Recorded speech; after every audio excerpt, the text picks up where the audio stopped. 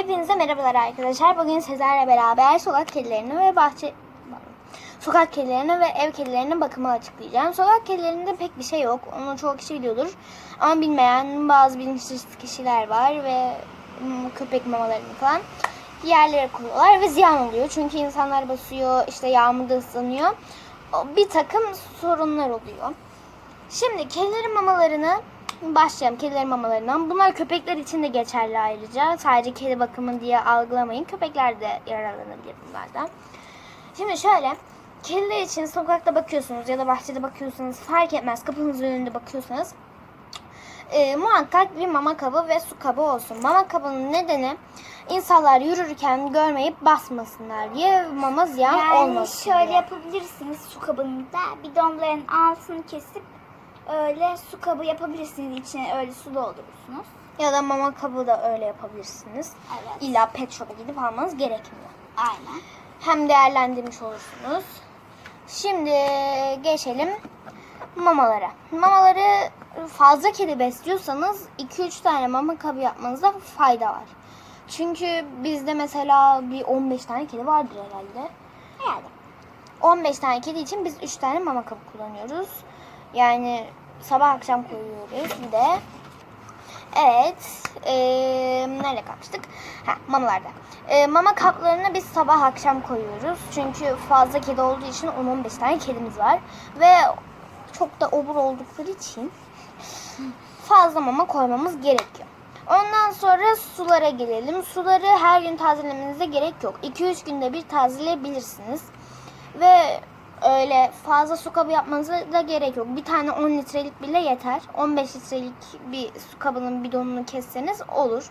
Yani 10 bir de 5 ayrı ayrı. 15 litrelik var mı onu bilmiyorum. Varsa da öyle de yapabilirsiniz ama ziyan. Ondan sonra su kabını da gayet iyi. Ve şöyle bir şey. Su kaplarına böcekler falan gelebiliyor. O 2-3 güne her zaman uyumanız gerekmiyor. Ne zaman kirleniyorsa, işte çok kötü gözüktüyse ona göre tazeleyebilirsiniz. Ondan sonra ve su kaplarını hiçbir şey yoksa 2-3 günde tazeleyin. aynen. Fazla da su harcamamış olursunuz. Evet arkadaşlar. Evet. Öyle yani, sokak kedileri bakımımız bu kadar. Şimdi isterseniz ev kedilerine bakıma geçelim. Eve gidiyoruz.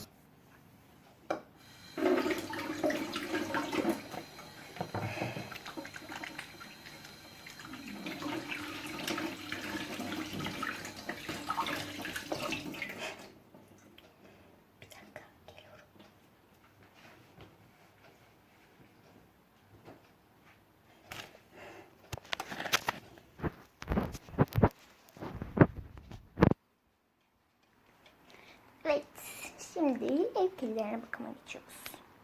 Burada bir adet tarçın bey var. Merhaba. Şöyle, şimdi başlıyorum, ne olur. Başlıyorum, bunu bir yere sabitleyeyim.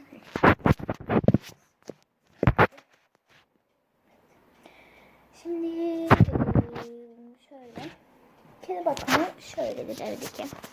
Evdekilere işte yine sokaktaki gibi mama vermesi gerekiyor. Bunu hemen gösteriyorum.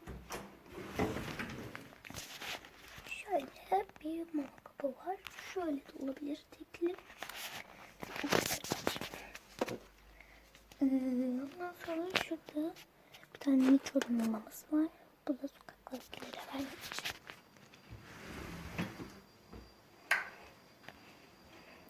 Onun dışında suyu nereye koyuyorsunuz? Suyu ayrıca su kabı var ya da mamanın yanındaki o boş kaba koyabiliyorsunuz. Ondan sonra yani öyle. Ev kedisinde de çok şey var. Mesela ev kedisi dışarıya çıkıyorsa, geziyorsa kaybolmasın diye bir tane tasma takabilirsiniz. Süs olsun diye de takabilirsiniz. Şimdi bizim şöyle bir tasmamız var. Şuradan takılıyor, çıkartılıyor. Bu arada bu tarçın erkek. Pembe olduğuna bakmayın, öyle buldum. Gayet güzel bence. Bunun burasında zil vardı. Ben kendim tasarım yaptım ve buraya zilin aparatını çıkartıp bir kağıda tarçın yazdım. Onu koydum. Ondan sonra kedileri pek yıkamaya gerek yok. Kediler zaten suyu sevmiyor biliyorsunuzdur.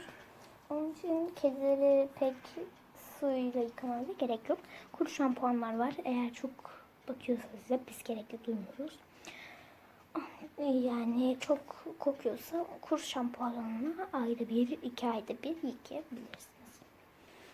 Tırnaklarına gelince tırnaklarını biz kesmiyoruz. Hem kesilmiyor hem de yani gerek duymuyoruz.